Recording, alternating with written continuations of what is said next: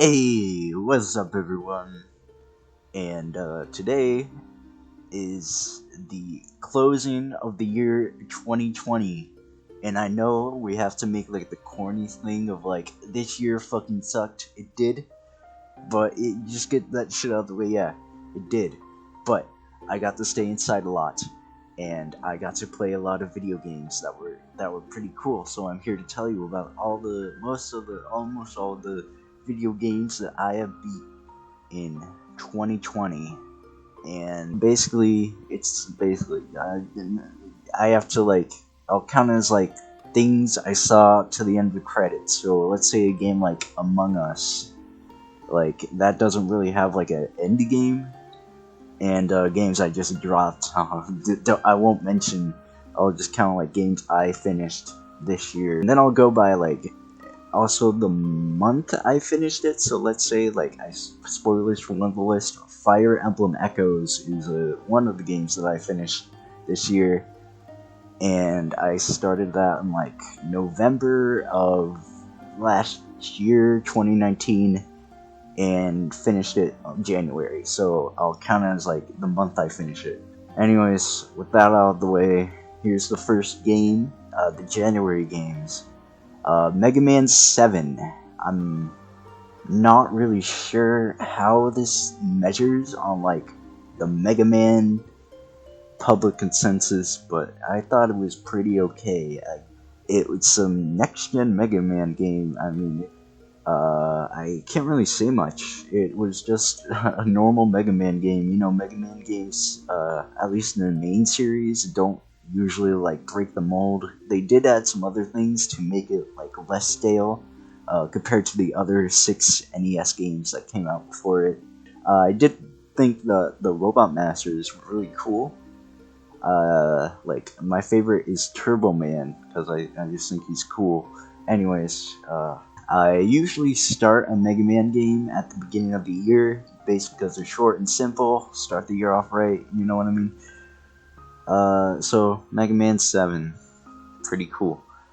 The next game we have is Fire Emblem Echoes, which I will admit, back when the game first came out in 2017, I was like a Fire Emblem baby, and I played like Fates and Awakening, the normie games, but I like them. But when I first played the game, I thought it was too different, and it wasn't really like what I wanted from a Fire Emblem game at the time, because it's hard to explain, but I liked Fates and Awakening because of like the supports and stuff, and I still do.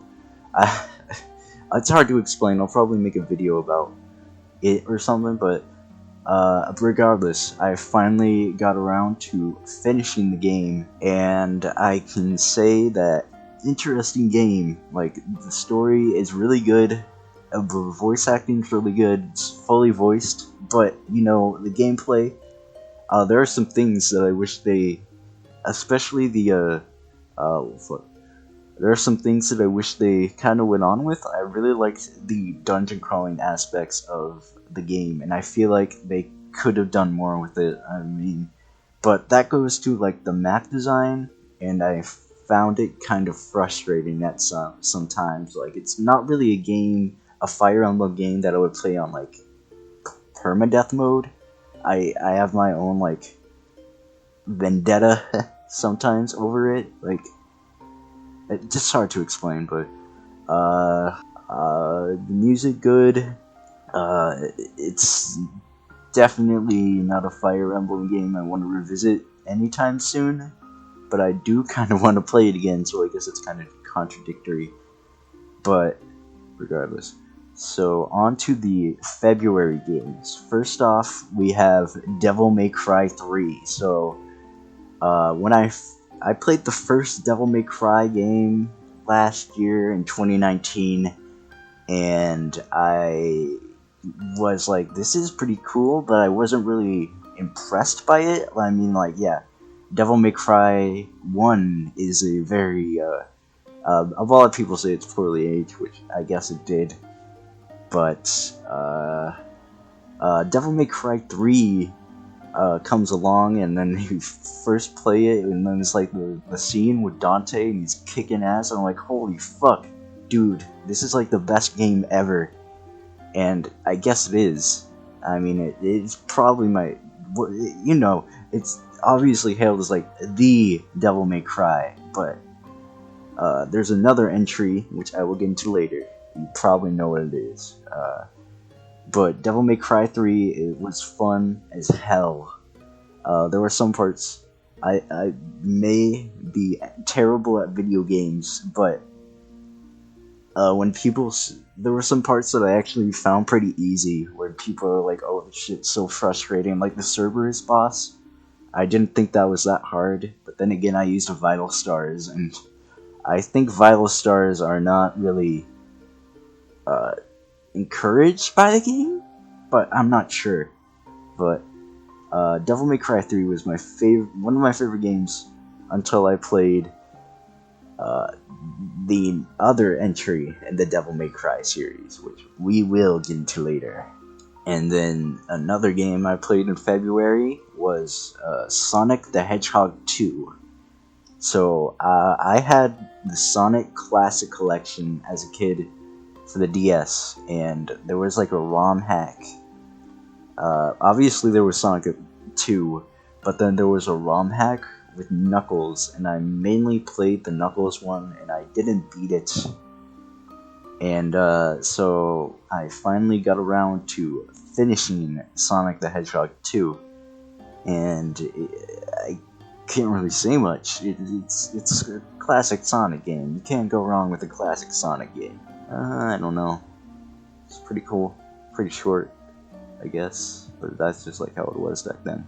Pretty good Sonic game, which is something I cannot say for the next game on this list, which is Sonic Forces. So, what's there to say that like hasn't been said about this game already? It was free on PlayStation Plus, and I was like, I wanted to play Sonic Forces, but I didn't want to like pay money for it, so I decided to play the game when it's free on PS Plus, and it really was not good, in my opinion. It was just, you probably heard it before, but it's like, the story does not work. I look at the cutscenes sometimes, and I'm like, dude, this could have been executed so much better. And then the classic Sonic stages also don't work, and then it's kinda easy. Like, the level design is very flat. It's like they didn't really like, I get making levels is expensive, but it's just like a complete failure of video games. And that's why I say, can they make like I know it's cliche, but can they make another Sonic Adventure 3, which I think is the best way to go from here. You can get like 10 hours of unique play modes instead of whatever this is. So let's hope that next Sonic game is good. That 30th anniversary game. Now, I could say about a game that was actually really good was Tales of Vesperia. And I absolutely love this game. When I bought it last year at GameStop, because I had like leftover Easter money, like the cashier at GameStop was like, this game is fucking good. And I was like, okay. And it's good. I'd say there were a couple bumps in the story, especially at the climax where they just kind of ass pull everything. But the characters are really good. I think Yuri Lowell is now my favorite video game protagonist ever. Like, I can go and explain why I think he's so cool. I think I will make another video about why he's so cool. And I love all of the party members. Some a little less than others. But I highly recommend that you check out the Tales series. The Tales series is extremely slept on, at least in the West, and I wish more people would play it, because it's awesome. I love you, Yuri, baby. And speaking of another Yuri that I fell in love with, I got to play the Verdant Wind route of Fire Emblem Three Houses with the Ashton Wolves DLC. I think I wanted to play Verdant Wind because of Byleth and Smash, and the DLC was about to come out, so I thought, okay, why not? And I don't really remember much of Verdant Wind. Claude is cool, but I feel like it's a little too perfect of a route. Like, you reformed Fodlan, spoilers, by the way, you reformed Fodlan, you destroy those who slither in the dark, and you kill Nemesis, which is weird, but Nemesis just kind of comes out of nowhere, I guess, and you have to kill him. But the Ashton Wolves was really underwhelming for like the $30 that you pay for it. Like, the entire DLC was extremely underwhelming. Like, I really wish it was longer. It's like 6 chapters. And it's pretty much like an anime filler movie for 3 houses. And but the new characters were cool, especially the aforementioned other Yuri I was talking about that I fell in love with this year. I love him to bits, and I would probably touch Silver Snow eventually. The thing is, my dumbass forgot to save during the route split in Black Eagles, so if I wanted to play Silver Snow, I would have to play through White Clouds again, and I don't really want to, like, put myself through that again. It's like, good, Three Houses is a fucking S tier Fire Emblem game, but no, I don't want to play it for like the 4th time. And I heard that Silver Snow was kind of underwhelming, I guess. Could have been better. But regardless, Verdant Wind. The next up on the list is Devil May Cry 4, which is probably the best worst Devil May Cry game. Like, it's really fun. Nero is cool. It's really cool, but it's just missing that thing. And then I like think back at like the weird things that happened in this game, like those mech suit dudes, which are really cool, and the like mad scientist and Dante. It comes out and the final boss was really lame, and it needed more time in the oven. I'm pretty sure that's like a fact. This game was rushed for the next gen best worst Devil May Cry game. On to the April games, we have Katana Zero, which, in case you don't know, is like the cyberpunk game where you're like an assassin. I don't know, I think. And it's like a Hotline Miami trial and error game. It's really good. It's really fun. I highly recommend you check it out. The soundtrack is good. The gameplay is good and makes you feel strong as fuck. It's satisfying. And the story is really good, but it is kind of incomplete because they said there's DLC that is in the works, and it's supposed to be free eventually. So I am looking forward to playing the DLC for Katana Zero. And now we get to talk about the aforementioned best Devil May Cry game, Devil May Cry 5, which blew my mind, frankly. It's probably my favorite game I played this year, at least. Probably second to Vesperia. But it's just, like, awesome. It's just, like, total game. And the graphics are really nice. And I think it is the most best Devil May Cry game with, like, the different play styles and everything. Like, they really knocked it out of the park with this one. Capcom's back. You know what I mean? But, there are some cons, I think. They really did V's character arc dirty. I think he's kind of just like a plot device, and I really wish they gave him more. I don't know, they did him better. He could have been way better. think there's a video explaining like how we can make V better, but I don't know. I think you should go check that one out if you're curious why. But Devil May Cry is just an awesome game, and it's a perfect Devil May Cry game now that Virgil is in the game. And as of the time I am recording this, I just beat the Virgil DLC, which it felt kind of incomplete with the cutscenes, but overall, it's always a pleasure to have an excuse to play Devil May Cry 5 again. Next up, we have Super Mario Bros. 2, which unfortunately I did not really have that much fun playing. Specifically, it was Super Mario Advance for the Game Boy Advance, obviously. I know, technically it's not a Mario game, it's actually Doki Doki Panic.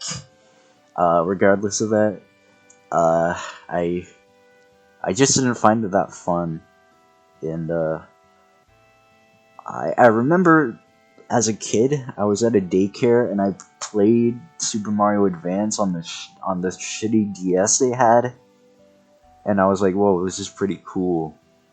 And I don't know, Super Mario Brothers 2 is a game, not very good one.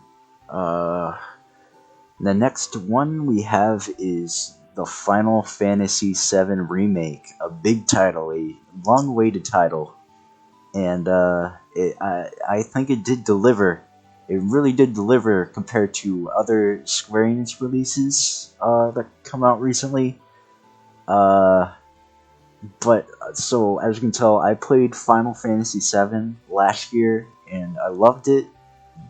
And that means I am a a hardcore Final Fantasy VII fanboy, and so obviously I'm very opinionated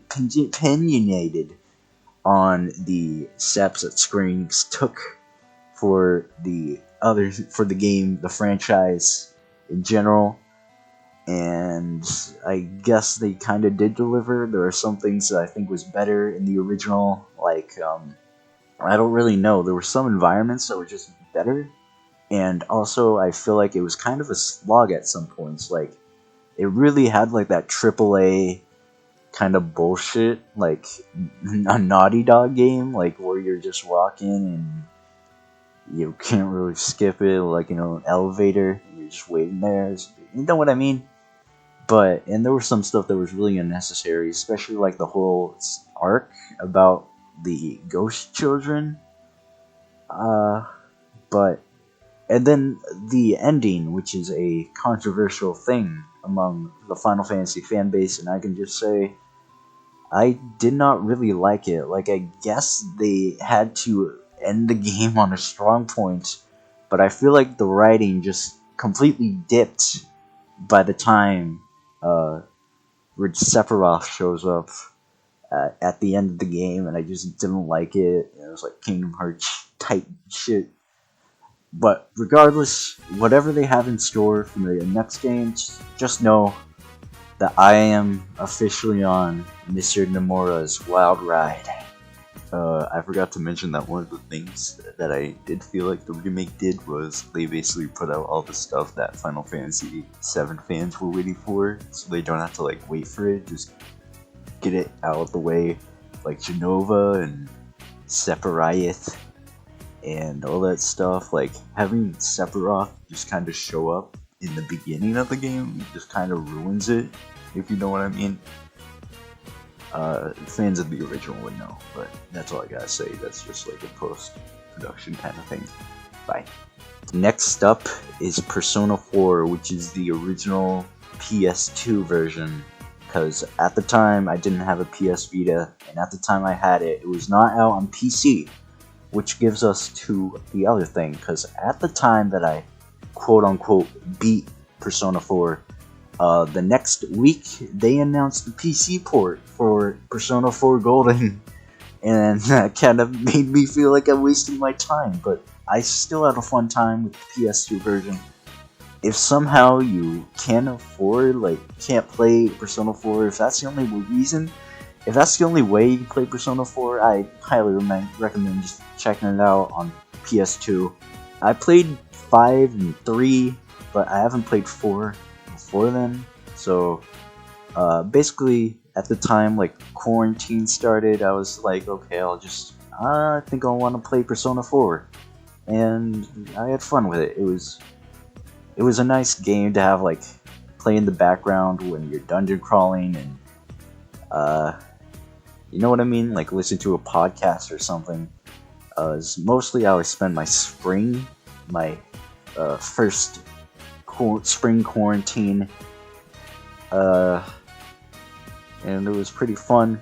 But the thing is, another thing is that I technically did not beat the game. You see, at the end of the game, you're supposed to talk to everybody and then go to Junes, and that will lead you to the true final boss of the game. I thought the final boss was the killer, and I got the bad ending. But I did have a save file for Nanako, around the Nanako place, so I can just go and like finish it if I wanted to. But I think I'll save that for Persona 4 Golden. I'll check out Persona 4 Golden eventually. And we have Fire Emblem Path of Radiance, which I played using methods, you know. As much as I would like to go bankrupt for Ike, I do not want to go bankrupt for Ike. So I can say, Tellius, I liked Path of Radiance. It was really fun. It was a good time. There were some maps that were kind of agitating, like the bridge chapter. But Tellius is a good ass Fire Emblem. Probably the best story in the series. I love Ike. My favorite characters from the Tellius series are like Ike, Khalil, Mordecai, especially Mordecai. I wanna hug him. I love him. And I guess Jill, but in more like a narrative and development standpoint. And I don't know. Path of Radiance, pretty cool. Oh, and Kirk Naga. Kirk Naga is a homie. I'm very glad that he exists. He's my boy. Another game. A game I usually don't play, because as you can tell, all of these games were like weeb games that weebs play. I thought I'd play a game that broadens my horizons a bit, and that was The Last of Us 1, which I played around the whole time that people were shitting on The Last of Us 2, and I was like, I might as well check out the first Last of Us just to see what it's like. And yeah, it was a pretty cool time. I mean, I think the gameplay was kinda I mean, I'm like terrible at stealth games, but it was just like kind of repetitive and slow, and it was just kind of like, obviously it's a video game, kind of predictable and unrealistic sometimes. It's like, obviously it's a video game, and Joel and Ellie are gonna get into some shit because they can't catch a break. But oh fuck, there's a huge ass bug here. Oh, get out of here.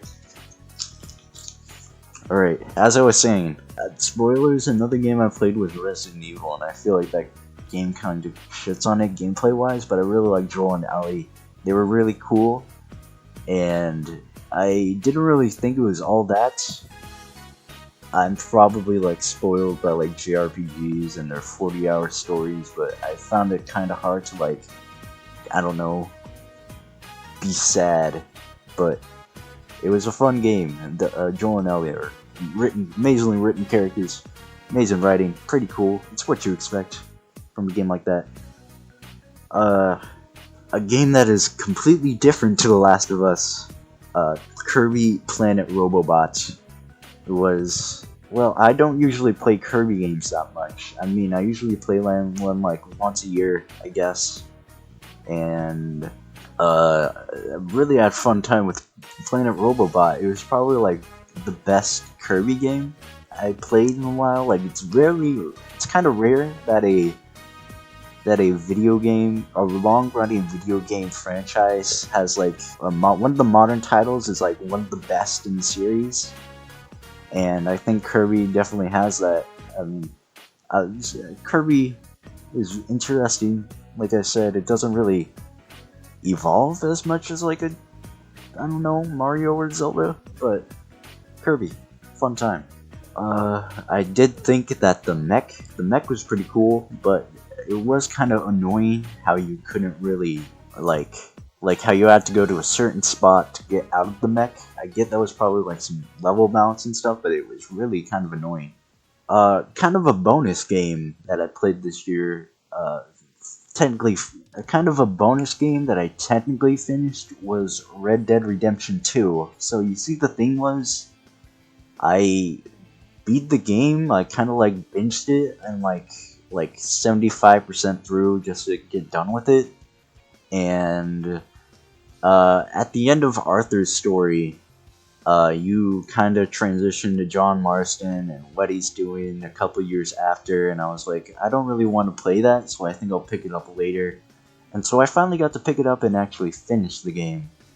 And additionally, yeah, it's Red Dead Redemption 2. It's kind of what you expect from that game. It's probably one of the best written games I've played, and the story is really good, but it's kind of a slog to play. Like everybody kind of feels that way because of the Naked Jakey video about Rockstar game design. But Red Dead Redemption 2 is a good story, and Arthur Morgan pretty cool. And yeah, there were some things that I thought was kind of a slog, and I don't know, like doing the free time stuff and actually like trying to 100% complete the game and do the side quests, and it's like, and I also kind of wish I had to play Arthur again. I wish I was able to play as Arthur before the thing happens. You probably know. No, I'm sorry. Next up is Sonic Adventure DX. I know that Sonic Adventure Deluxe it's Director's Cut, but it's sorry, it's Director's Cut. I know the port, or like Sonic Adventure as well. I hate having to be like, yeah, I know that Sonic Adventure games are like a glitchy mess, but I'll probably make a video explaining like why I think that Sonic Adventure is so awesome despite everything about it. But Sonic Adventure is just radical. It's radical as fuck. And yeah. As I said earlier, with like the different playstyles in Sonic Adventure 3, different playstyles have like a decent like 10-hour game instead of like a mediocre 3-hour game. Yeah, voice acting, story, except I really liked E102 Omega. I feel like that was like definitely one of the best story in the game. Like, it really made me feel something, even if it kind of was, I don't know. But it's about Sonic, not E102. I don't even think that's its name, but regardless, the Robert. Big the Cat was really frustrating too, and the rest was just pretty okay, I guess. But Sonic Adventure games just usually have that charm. It's kind of like the nostalgia thing for like a thing that I wasn't even born with. But yeah, I like Sonic. I was really obsessed with Sonic as a kid, as you can tell. So kind of has a soft spot in my heart, obviously. Another game that I feel like, personally, I felt like I was missing out on was Wario Land 4. Don't tell anybody this, but this was a game that I played when I got my Vita. I homebrewed it. Yes, I'm a terrible person. I homebrew Nintendo games. Please don't kill me, Nintendo. And it was just a fun old platformer. It was definitely a very charming platformer.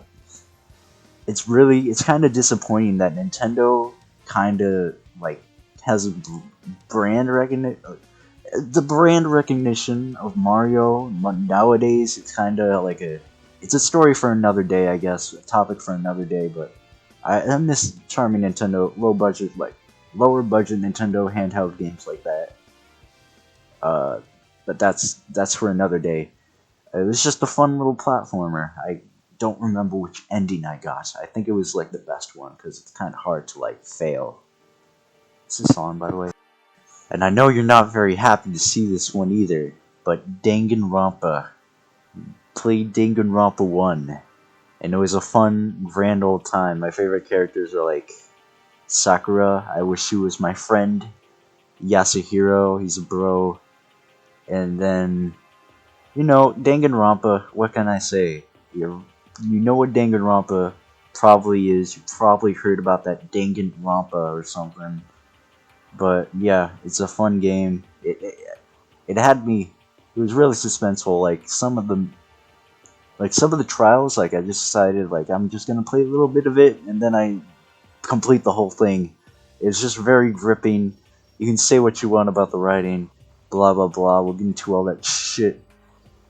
Up next is a game that I didn't really expect to play. I kind of was just ROM searching, and I found a game for the Game Boy Advance called Nicktoons Freeze Frame Frenzy, and it's a Nicktoons game that is pretty charming. It's like a kind of like a camera game. Like you take pictures of stuff, like you go around to like various Nicktoons locations, like Bikini Bottom or like Fairy Odd Parents World, and there's a bunch of Nicktoons characters. Like I don't know, you'll see like Gurr and Bikini Bottom or Mr. Krabs and like Jimmy Neutron World, but all that stuff, and it was a really charming game, and if you're it has a bunch of like Nick fan service if you're a fan of that, but yeah, if you like Nickelodeon cartoons, which who doesn't, I highly recommend you check Nicktoons Freeze Frame Frenzy out. It's a fun game. And another completely different game was Nier Automata, which I never played an actual Nier game before, an actual, let's just say, Yoko Taro game before this. So basically, yeah, Yoko Taro, he makes the medium well. He does all this shit. You know, he makes games that make you love video games, basically, and it's really evident by how he uses the medium and all that shit. Blah blah blah. It was great. It was fucking amazing. I guess you could say about like how the story is kind of weirdly presented, but I guess that's just the point. And I guess it really is extremely emotionally manipulated. Like, it made me feel bad for all those robots that I kill. Basically, what it means to be human. You can learn a thing or two, and I don't know. It's basically a bunch of deep stuff. Like, there's a good analysis video I saw. I forgot what it's called, but it like broke down like all the characters and how they kind of criticize and satirize philosophies and all that stuff. It's just learn a thing or two about yourself, treat people differently, and that final sequence. And also to mention that was like the final game that I beat before I moved into my new house. Because my parents, we moved. It was hard to explain, but it was definitely a nice, I don't know, send off to that house. I know it's kind of a weird thing to say, but I don't know. It was just kind of nice. And I definitely deleted my save file at the end because that shit like got to me. I was like, hell yeah, I will take over my save data. Now, next up is a franchise that that I am kind of new to, that I decided to check out, was Resident Evil 4, and this is currently the only Resident Evil game that I have beaten. And it is my favorite Resident Evil, because it is the only Resident Evil I have beaten. It was a fun time. I believe, I know it's probably like obviously it's a controversial title, because I know it's the whole departure from the horror into more like cheesy action, but I feel like it was still a atmospheric and kind of scary, and it really kept you on your toes. And I was terrible at it. There were some parts that were really frustrating, but nonetheless, I persevered, and Resident Evil is fun, and I look forward to checking out some more Resident Evils. And also to mention, that was pretty much more like my Halloween game that I played for Halloween. And now another kind of a game that I did not really enjoy, I guess, was Fire Emblem Radiant Dawn, which is definitely a weird game, because it's like the best worst Fire Emblem game. Like even not even Fates or anything like that. I just thought, like, it's a good story. Like, the gameplay is really average, and like some of the directions they went with was like really weird. Like, well, this translation for one of them is kind of weird, like a simplified script, which it makes it feel kind of weird, and all the slight mistranslations, which is kind of minor, but the cutscenes are beautiful. The new characters are just underdeveloped, and one of the things I liked about the game is how characters that weren't as important during Tellius played a bigger role, like Kurth Naga and Joffrey, if that's how you pronounce his name, Joffrey. I thought it was too long, and how the new characters were underdeveloped, and I don't know. It's Radiant Dawn. It has a bunch of flaws. I thought it went on for too long,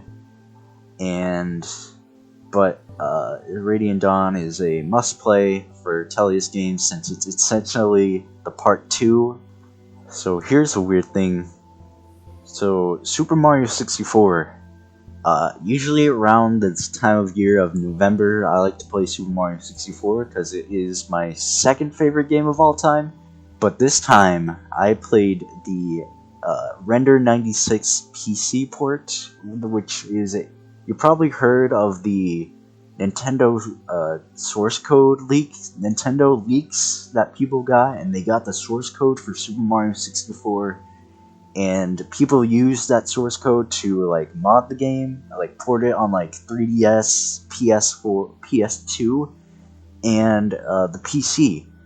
And there's a modding scene for Super Mario 64, and one of the big mods was Render 96, which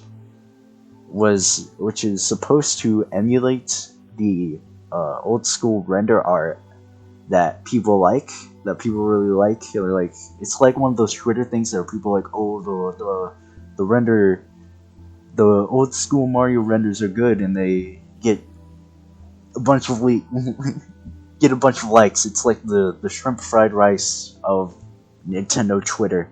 But regardless, it was really nice to see a little something extra from my favorite games. Like, one of the things is, especially one of the big things, is that you can play as Luigi, and I believe they are making a mod that adds all the DS content into Mario 64, so you don't have to play kind of the DS version, which is weird. But regardless, Mario 64. And the final game that I finished as of now was Tales of Berseria, which, holy shit, what can I say? This is probably like the best story that I've ever played in a video game or an RPG ever. It's like everything is just amazing.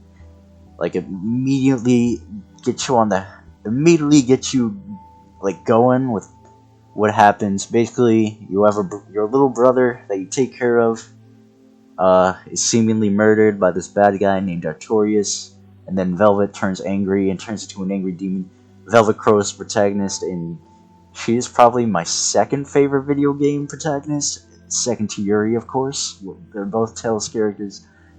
Tales characters are just amazing. Like I said, Tales series probably has like the best characters in JRPGs, and all the characters had amazing arcs. All the characters are great. They're well written, amazingly written.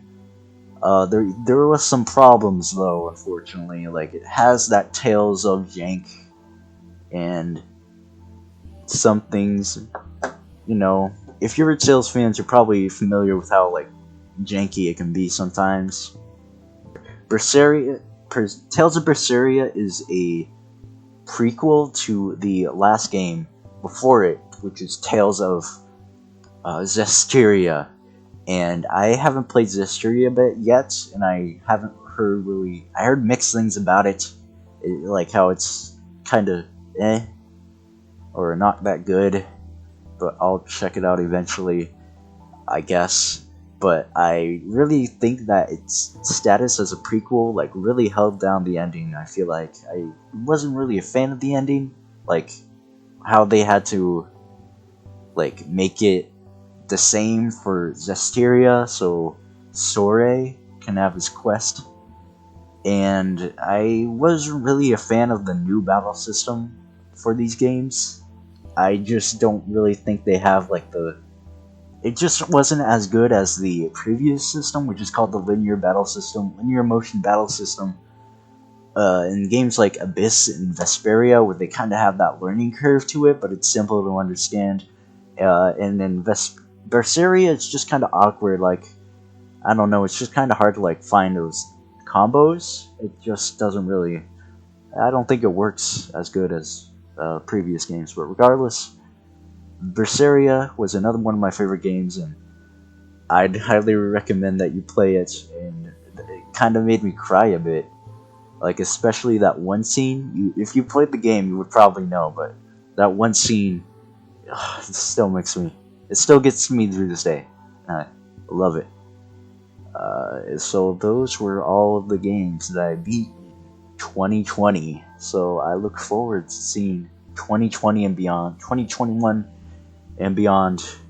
I want to consume media because I'm a consumer, as people call it these days, and I need to get a life, I guess. So if you got this far, thanks for sticking in. Have a damn good new year, and I hope you do well.